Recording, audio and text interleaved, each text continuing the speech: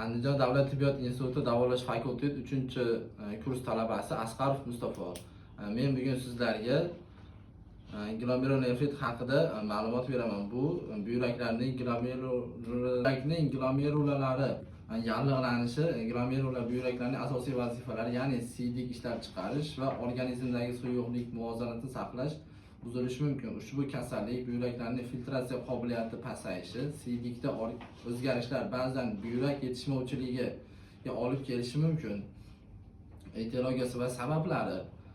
Glomerularning asosiy sabablari turlicha bo'lishi mumkin. Kasallik rivojlanishiga olib keladigan turli xil omillar.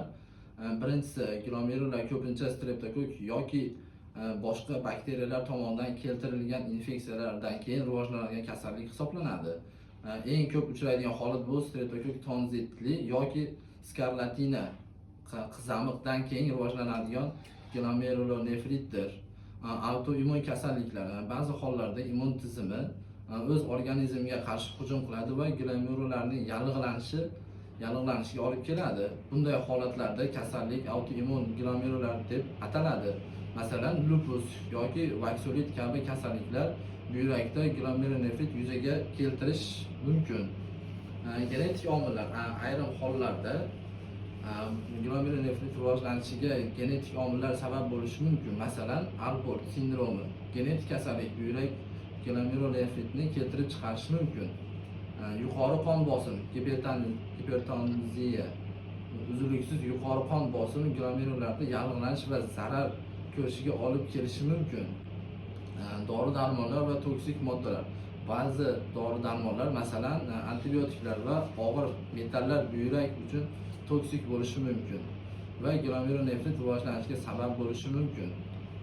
Viral infeksiya, gepatit B va C kabi viruslar glomerulonefritni keltirib chiqarishi mumkin. Glomerulonefrit turlari. Bir nechta turlar mavjud. Ularning har bir turli sabablari va mexanizmi orqali rivojlanadi.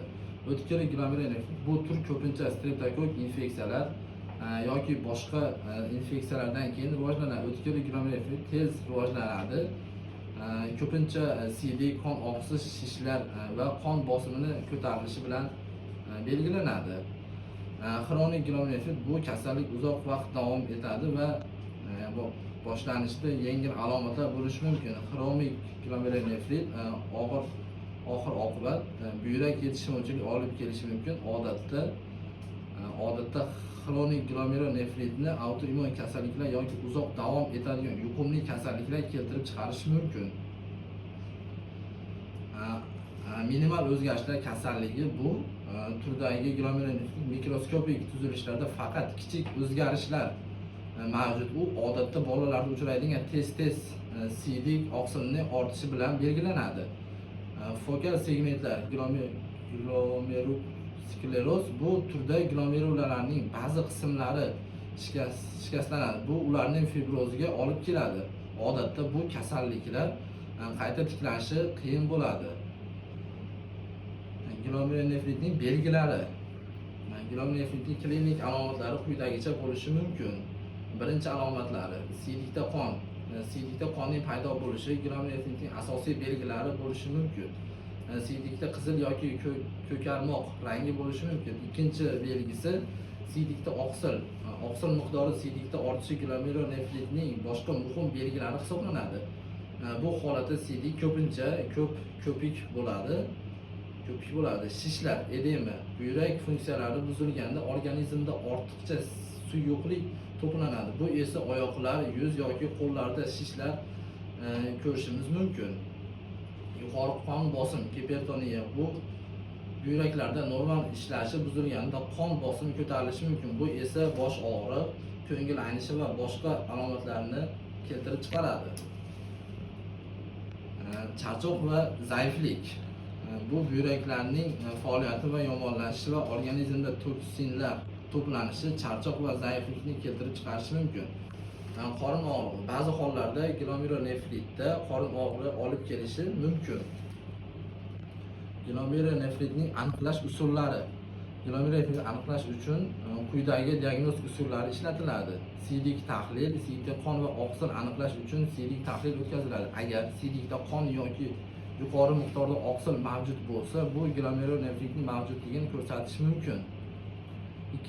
Ikkinchimiz qon tahlili, qon testlari orqali buyrak funksiyalarini baholash mumkin. Kreatin va ureani tekshirish, shuningdek buyraklar tomonidan filtrlangan moddalar aniqlash uchun ishlatiladi.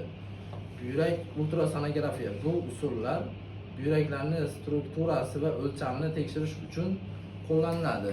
Biopsiyalar ba'zi hollarda glomerulonefritning turini va og'irligini aniqlash uchun buyrak biopsiyalari o'tkaziladi. Biopsiya yordamida buyrak namunalar olib, mikroskop orqali tekshirib aniqlashimiz mumkin. Immunologik testlar ba'zi hollarda immun tizimining faoliyatini baholash uchun maxsus o'tkaziladigan, masalan, antiglomerular basement membrana testlar yoki antinuklear antikorlar testlar olsa bo'ladi.